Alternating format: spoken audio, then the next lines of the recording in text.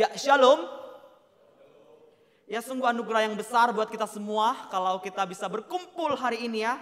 Dan kita memasuki rangkaian Holy Weeks atau Minggu Suci. Kita hari ini memperingati Minggu Palma. Saudara, dalam minggu ini 2000 tahun yang lalu Yesus menuju Yerusalem. Dan ketika dia menuju Yerusalem, dia tahu persis apa yang akan terjadi di Yerusalem. Yaitu dia akan disalibkan.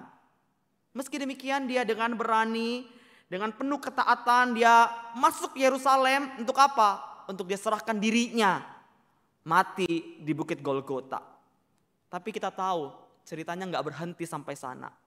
Pada hari yang ketiga dia menang atas maut. Saudara, Minggu Suci, minggu yang paling penting dalam sejarah umat manusia.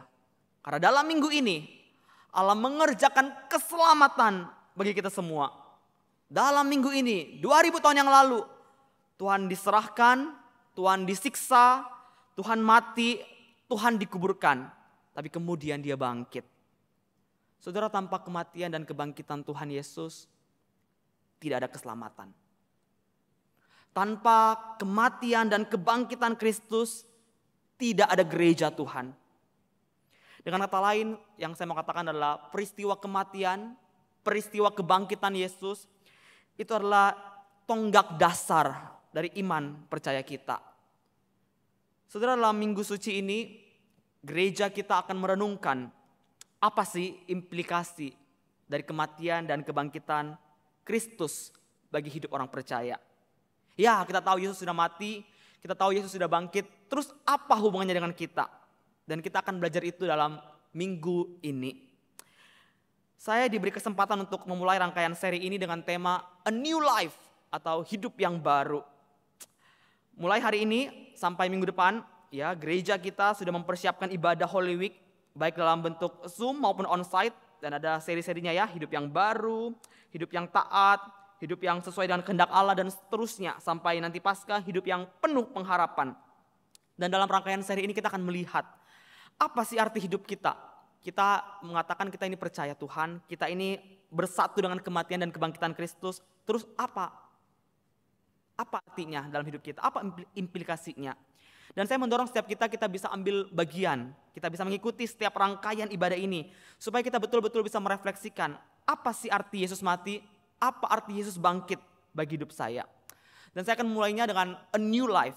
Mari kita buka Alkitab kita dalam Roma pasal 6. Ayat 1-14. Roma 6 ayat 1-14.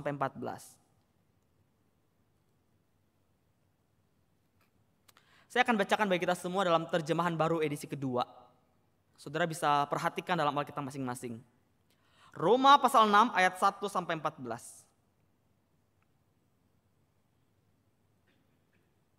Jika demikian, apa yang hendak kita katakan? Bolehkah kita bertekun dalam dosa supaya semakin bertambah anugerah itu? Sekali-kali tidak. Bukankah kita telah mati bagi dosa? Bagaimanakah kita masih dapat hidup di dalamnya? Atau tidak tahukah kamu bahwa kita semua yang telah dibaptis dalam Kristus Yesus telah dibaptis dalam kematiannya? Dengan demikian kita telah dikuburkan bersama Dia melalui baptisan dalam kematian.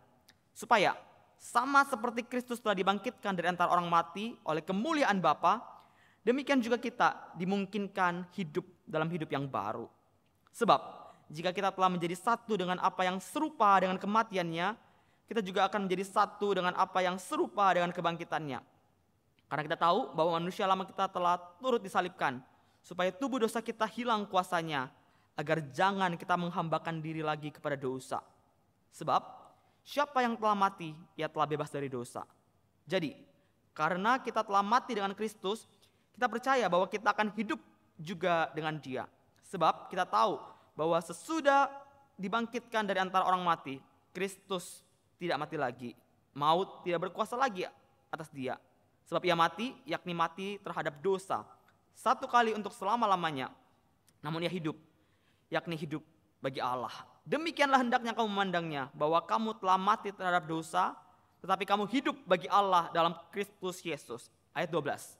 Sebab itu, hendaklah dosa jangan berkuasa lagi dalam tubuhmu yang fana, supaya kamu jangan lagi menuruti keinginannya.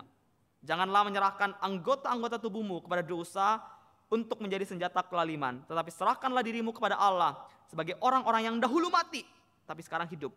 Serahkanlah anggota-anggota tubuhmu kepada Allah untuk menjadi senjata kebenaran.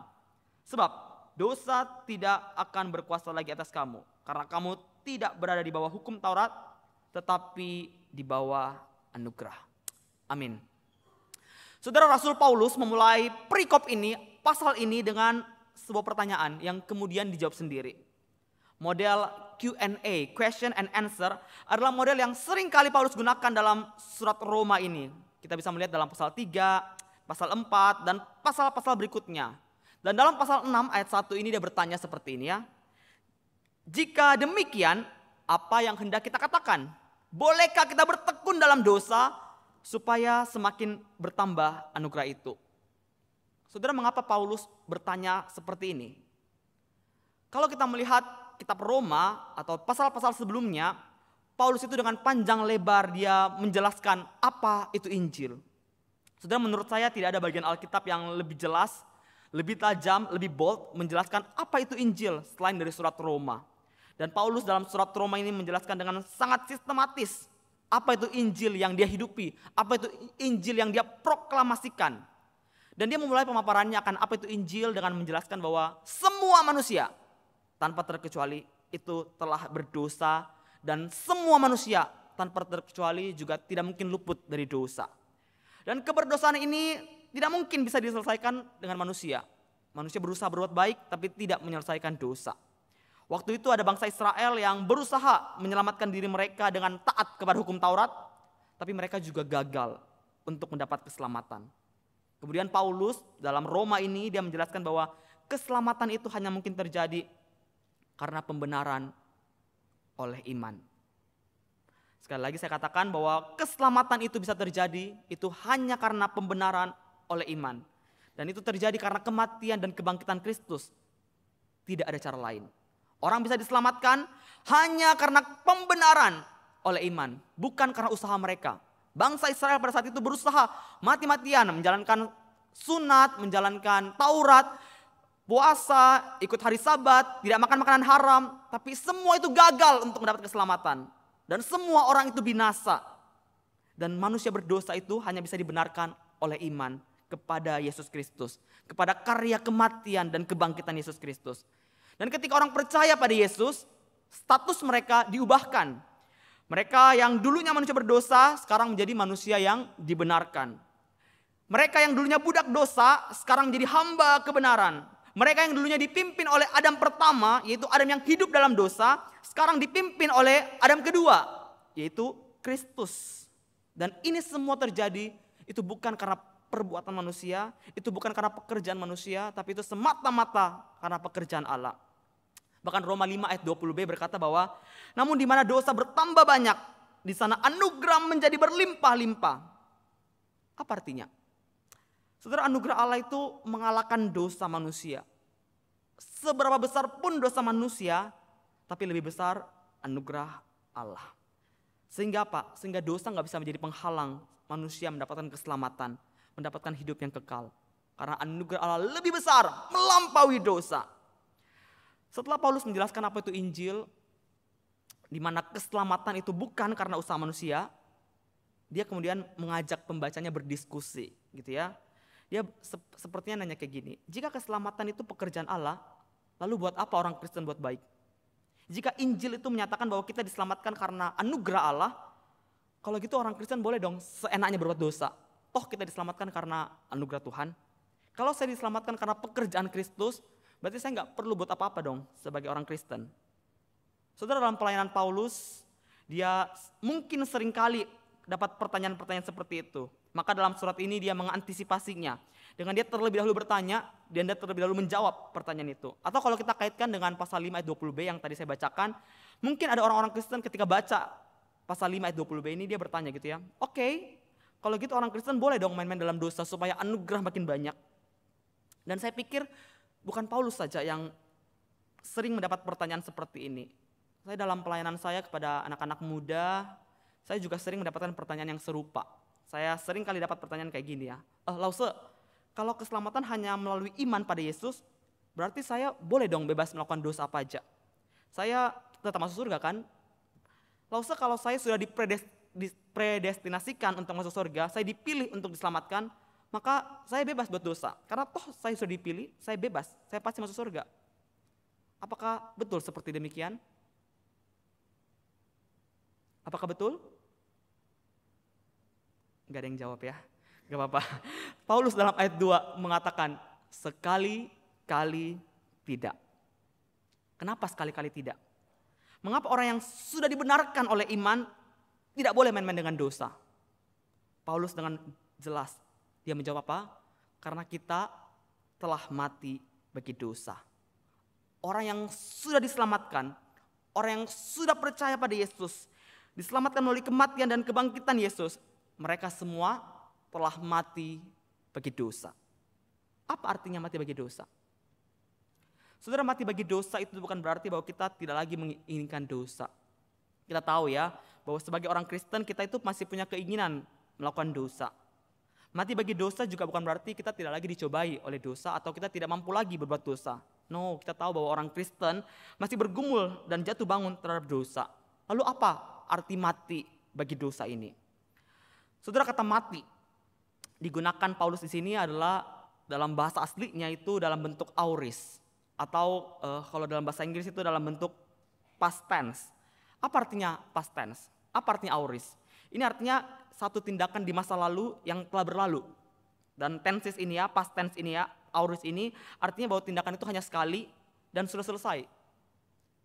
Tenses ini mengacu pada proses yang cukup selesai masa lalu dan tidak berkelanjutan.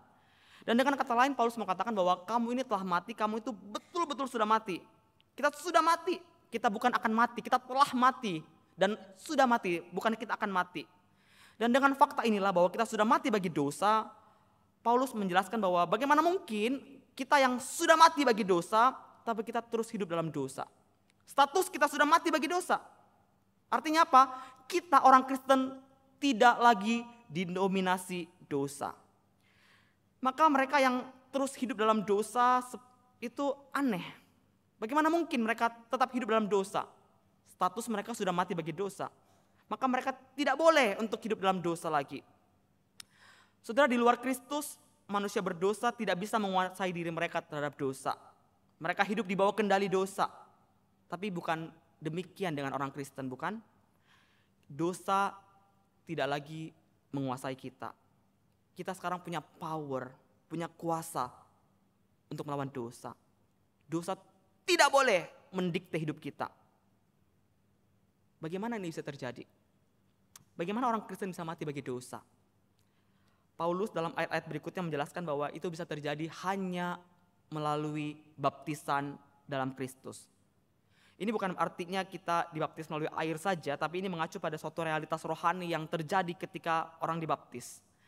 Saudara, ketika seorang percaya pada Yesus dan dia serahkan hidupnya untuk dibaptis, maka mereka itu bersatu dengan Kristus.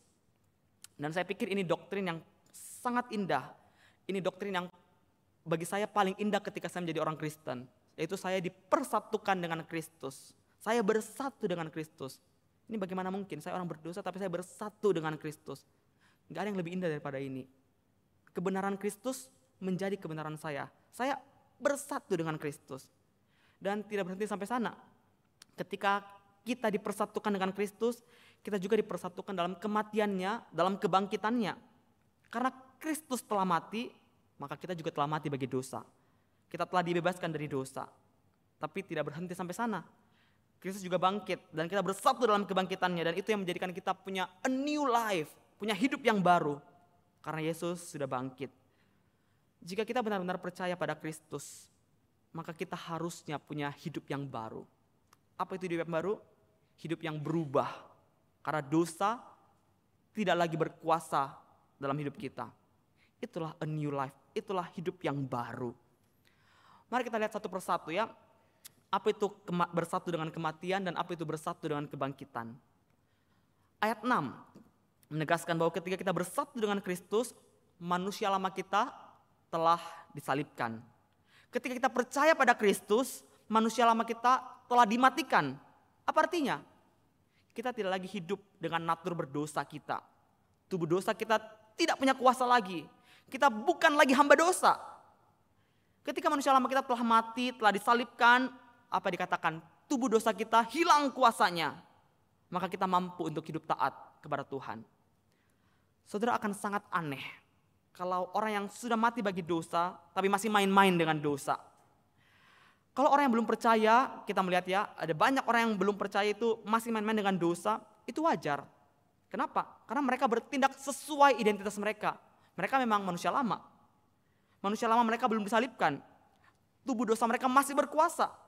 Tapi kalau engkau dan saya masih main-main dengan dosa, masih menikmati dosa itu hal yang aneh. Itu melawan identitas kita. Status kita mati bagi dosa. Makanya stop berdosa. Berikutnya, kita melihat dalam ayat 8. Paulus mengatakan bahwa kematian kita dengan Kristus itu akan membawa kita hidup dengan Dia. One day, suatu saat nanti, ketika Yesus datang kedua kalinya, kita akan dibangkitkan bersama Kristus. Itu future, kita akan hidup bersama-sama dengan Dia. Kalau kita sudah mati ketika Kristus telah mati, maka tenang, kita juga akan hidup nanti ketika Dia datang kedua kalinya. Dan itu yang menjamin kita apa? Kristus. Kristus ketika Dia bangkit, maut tidak lagi berkuasa atasnya. Dia bangkit dan hidup untuk selama-lamanya. Dan itulah juga menjadi jaminan kita ketika Tuhan datang kedua kalinya, kita akan dibangkitkan, kita akan hidup selama-lamanya bersama-sama dengan Dia. Tapi meskipun itu future, itu masa depan, tapi kita sudah bisa mengalaminya masa kini. Ayat 10 dan 11 itu meringkaskan intinya. Kristus telah mati terhadap dosa dan hidup bagi Allah. Demikian juga kita telah mati bagi dosa, tapi kita hidup bagi Allah dalam Kristus Yesus. Dan inilah a new life itu, mati bagi dosa dan hidup bagi Allah. Saudara, mati bagi dosa itu adalah seperti hak istimewa atau hak hukum. Meskipun hak tersebut benar, hak tersebut berlaku, tapi seorang mungkin saja tidak sadar atau seorang mungkin saja tidak menggunakan hak tersebut. Saya kasih contoh, saudara ya. Saudara mungkin punya trust fund atau dana amanah. Kita mungkin punya dana atau aset dari orang lain tapi atas nama kita. Akan tetapi trust fund tersebut atau dana amanah tersebut tidak berguna kalau kita tidak menggunakannya. Jika kita tidak menggunakannya, maka dana tersebut meskipun atas nama kita, itu tidak akan mengubah kondisi ekonomi kita. Dana tersebut tidak akan berguna sampai kita cairkan, sampai kita gunakan. Demikian juga dengan status kita, yakni kita telah mati bagi dosa. Kita harus memandangnya, kita harus menganggap diri kita telah mati terhadap dosa, kita harus menggunakannya, kita harus menghidupinya, kita harus menikmati status itu untuk kita lawan dosa. Saudara, seorang pengkhotbah besar bernama Martin Lloyd Jones itu pernah kasih ilustrasi yang sangat baik mengenai bagian ini. Di Amerika Serikat, 200 tahun yang lalu itu ada kasus perbudakan yang mengenaskan. Tapi kemudian setelah itu ada perang saudara dan akibat dari perang saudara itu apa? Dihapuskanlah perbudakan. Tidak ada lagi perbudakan di Amerika Serikat. Tapi apa yang sebenarnya terjadi? Semua budak, tua dan muda itu statusnya bukan lagi budak, tapi orang merdeka. Mereka diberikan kebebasan. Meski demikian, ada banyak dari mereka, khususnya mereka yang lebih tua, yang lebih senior, yang telah mengalami perbudakan bertahun-tahun, mereka susah, mereka sulit untuk menghidupi status baru mereka. Mereka sudah dengar, saya tahu bahwa saya telah diubah statusnya. Saya bukan lagi budak, tapi saya sekarang orang merdeka. Akan tetapi ratusan kali dalam hidup mereka dan pengalaman mereka setelah itu, banyak dari mereka yang tidak sadar status mereka. Banyak dari mereka yang tetap hidup dalam status mereka yang lama. Ketika mereka ketemu Tuhan mereka, entah itu mungkin di pasar, entah itu mungkin di jalan, mereka itu takut, mereka gemetar. Mereka takut dan bertanya dalam hati mereka, saya takut dijual kembali, saya takut diperlakukan semena-mena dengan Tuhan saya yang lama. Meskipun perbudakan telah dihapus secara legal, tapi mereka tetap hidup seolah-olah mereka masih jadi budak. Dan saya pikir begitu juga dengan kita, bukan? Kita yang sudah mati bagi dosa secara status, tapi kita dalam kenyataannya, dalam real life-nya, Kita masih jatuh bangun dalam dosa. Dan firman Tuhan memberitahu bahwa kita sekarang sudah dalam Kristus, Sang Adam kedua. Maka kita tidak boleh lagi hidup di dalam Adam yang pertama yang gagal. Ketika saat ini kita masih jatuh bangun dalam dosa, itu karena kita lupa, kita tidak sadar akan status kita yang telah mati bagi dosa. Ibrani 10 ayat 14 berkata seperti ini. Sebab oleh satu kurban saja ia telah menyempurnakan untuk selama-lamanya mereka yang dikuduskan. Kita telah disempurnakan untuk selama-lamanya. Kita telah disempurnakan. Bukan kita akan disempurnakan atau bukan kita sedang disempurnakan. No, kita telah disempurnakan. Dan siapa yang telah disempurnakan? Yaitu mereka yang dikuduskan. Atau lebih tepatnya mereka yang sedang dikuduskan. Apa artinya? Status kita sebagai orang yang telah disempurnakan, itulah yang memampukan kita untuk hidup dalam kekudusan. Hidup kudus atau perjuangan kita melawan dosa, itu bukan supaya kita disempurnakan oleh Allah. Tapi apa? Kita disempurnakan oleh Allah terlebih dahulu. Kita telah disempurnakan terlebih dahulu. Maka kita sedang dikuduskan. Kita percaya akan Yesus, maka kita bersatu dalam kematian dan kebangkitannya. Dan sebagai buktinya, kita mati bagi dosa dan kita berjuang melawan dosa. Kita sudah diangkat jadi anak Allah. Kita sudah disempurnakan. Manusia lama kita telah mati. Maka dari itu, stop berdosa. Kita berjuang, kita lawan dosa. Kita yakin bahwa status kesempurnaan kita itu bukan karena perbuatan kita, tapi karena perbuatan Allah, karena karya Allah. Dan inilah Injil itu. This is the gospel. Bukan kita yang berjuang mematikan dosa, baru kita mendapatkan status baru, yaitu mati dari dosa, bebas dari dosa. No, sebaliknya. Injil itu ngomong seperti ini. Kita mendapat status terlebih dahulu.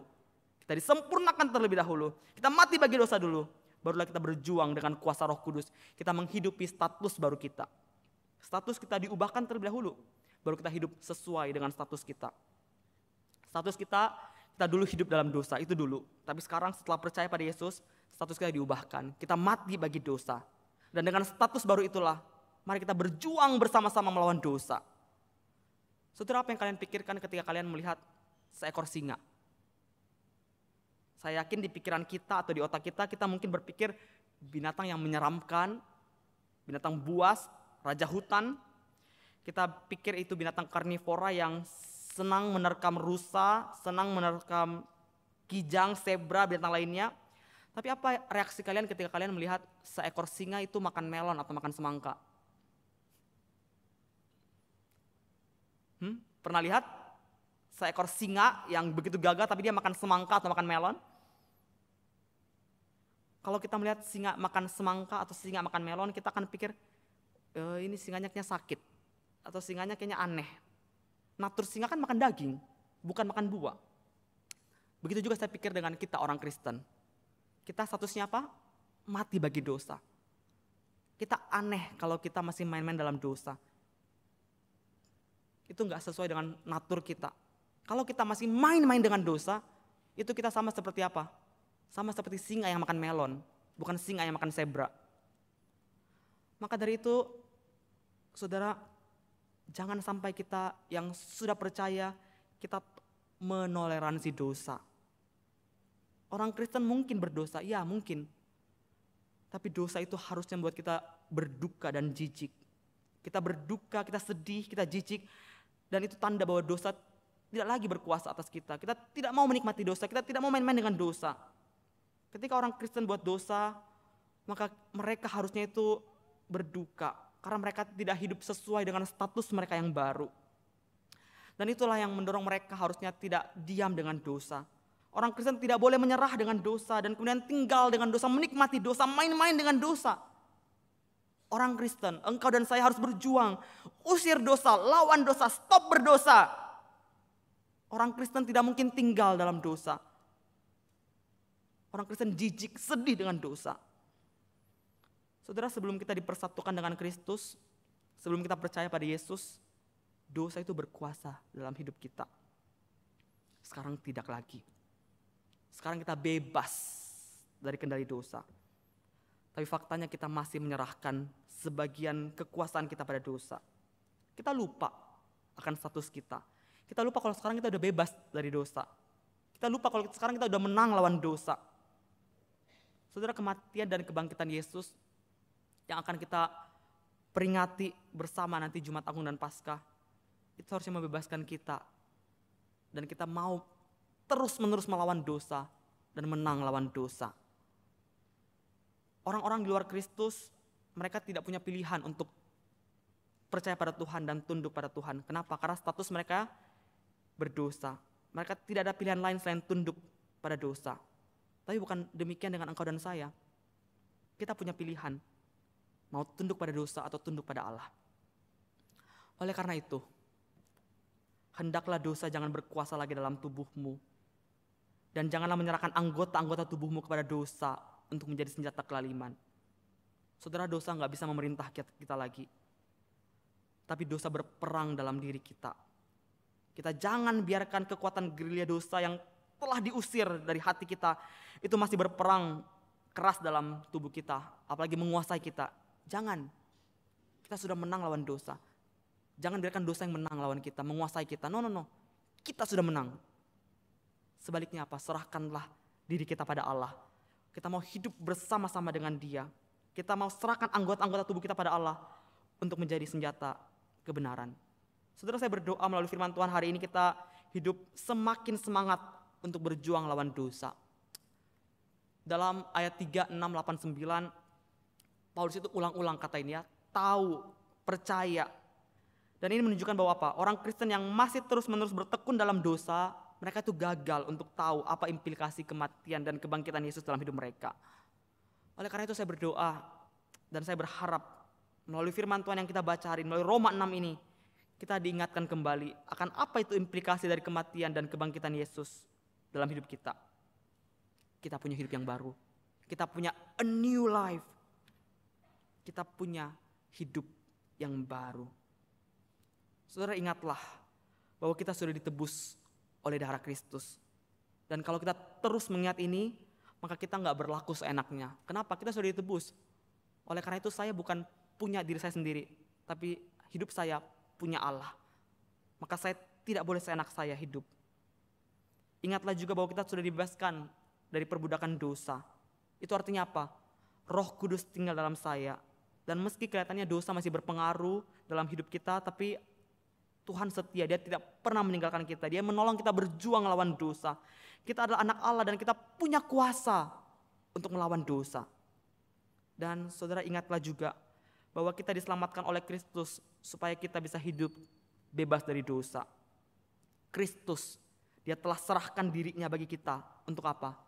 Untuk membebaskan kita dari segala yang jahat. Dia telah menguduskan bagi dirinya suatu umat kepunyaannya sendiri yang rajin berbuat baik. Saudara, semua penderitaan Kristus, semua penyiksaan Kristus, Dia rela lakukan untuk apa? Untuk kita bebas dari dosa. Jika kita masih menyerah pada dosa, itu tandanya kita lupa akan kematian Kristus. Atau lebih parahnya lagi, kita menghina karya Kristus. Saudara, setiap kali engkau mau berbuat dosa, coba tanyakan pertanyaan ini. Apakah saya akan menajiskan hidup saya? Apakah saya mau buat hidup saya najis? Padahal hidup saya sudah dibasuh oleh darah Kristus. Apakah saya mau menginjak-injak tujuan dari penderitaan Yesus? Yaitu buat saya bisa mati bagi dosa.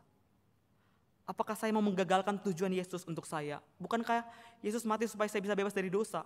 Kenapa saya masih main-main dengan dosa? Saudara, kalau engkau dan saya masih bertekun dalam dosa, jangan-jangan kita gak pernah paham Injil. Jangan-jangan memang manusia lama kita belum dimatikan. Jangan-jangan kita belum disalib bersama-sama dengan Kristus, sehingga pikiran kita, hidup kita masih dengan cara yang lama. Saudara, Injil yang sejati akan memberi kita dorongan yang baru. Kita mau hidup yang baru, kita mau hidup yang berbeda, kita mau hidup yang lebih saleh dibanding yang lama. Kita tidak mau lagi hidup di bawah dosa. Kalau kita tahu tujuan Yesus mati supaya kita stop dosa, mari kita stop dosa. Mari kita dengan penuh syukur, dengan penuh bahagia, dengan sukacita kita dorong diri kita untuk hidup kudus. Kita dengan senang, kita persembahkan hidup kita pada Allah. Karena kita sadar bahwa kita telah dibawa dari maut menuju hidup yang kekal. Saudara, Bapak gereja bernama Origen pernah berkata seperti ini. Siapapun yang berpikir atau menganggap bahwa dia telah mati, tidak akan berbuat dosa. Misalnya, jika nafsu terhadap seorang wanita menguasai saya, atau jika keserakahan akan perak, emas, atau kekayaan menggerakkan saya, dan saya berkata bahwa hati saya telah mati bersama Kristus, nafsu segera dipadamkan dan dosa lenyap. Saudara, di akhir khotbah ini saya mau bertanya pada kita semua. Siapakah saudara dan saya? Kita adalah ciptaan baru. Kita bersatu dengan Kristus dalam kematian dan kebangkitannya. Kita sudah mati bagi dosa. Kita punya a new life, hidup yang baru. Dan kiranya status yang baru ini mengubah perilaku kita. Kita tidak mau membiarkan dosa berkuasa lagi. Kita tidak mau menyerahkan hidup kita, tubuh kita menjadi senjata kelaliman. Kita mau persembahkan hidup kita kepada Allah sebagai senjata kebenaran. Pertanyaan refleksi bagi kita semua. Siapakah engkau di hadapan Allah? Apakah engkau sudah percaya pada Yesus? Apakah engkau sudah bersatu dalam kematian dan kebangkitannya? Jika iya, apakah engkau masih dikuasai dosa? Atau engkau berkuasa mematikan dosa dalam tubuhmu? Mari kita berdoa.